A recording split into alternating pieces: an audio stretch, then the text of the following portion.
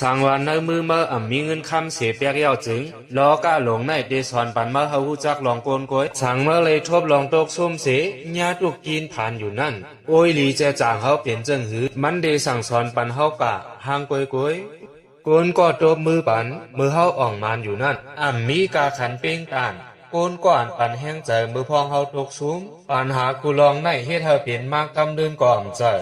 ตีเต้มันจีเนปันเสียงดังเมื่อก้อยรอให้ตั้งเสียงในที่ให้ทำเมื่อเลยยอมซุ่มก่อมเจอตีเต้มันจีเนเสียงตั้งหามาหมดไปจอมลองดีนั่นก้อย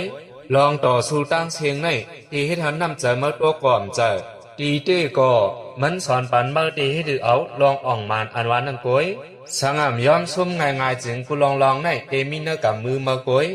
ย้อนลองให้ทางเปิ้นเลยเขาเลยตุ้มตื้อเสียหน้าขอบลองให้ทางเขาเสียอย่าเปิ้นเลยตุ้มตื้อจอมย้อนความเปิ้นคอหนึ่งเลยเขาเลยตุกเลยมาอยู่เสียหน้าย้อนความเขาหนึ่งคอเสียอย่าเปิ้นเลยตุกเจอจอมย้อนเปิ้นเสียเขาเลยตกน้ำตามาอยู่เสียหน้าย้อนเขาเด็อย่าเปิ้นเลยตกน้ำตาจอมล้อกะหลงในกวนเขาตั้งเสียงตาถึงตีสูงนั่นโดยเลยไปคืนสิขุร้อยหุยกะว่าเขาซ้ำหูตาตีเลยผมจมขึ้นสิขุร้อยนั่นกาขันจาดปานเจ้าเก่าเฮ็ดถือเปลี่ยนมาอันวานนั่นใครฮอดตีเลยฮอดเขาเปลี่ยนจะถือเปลี่ยนลองอย่างใน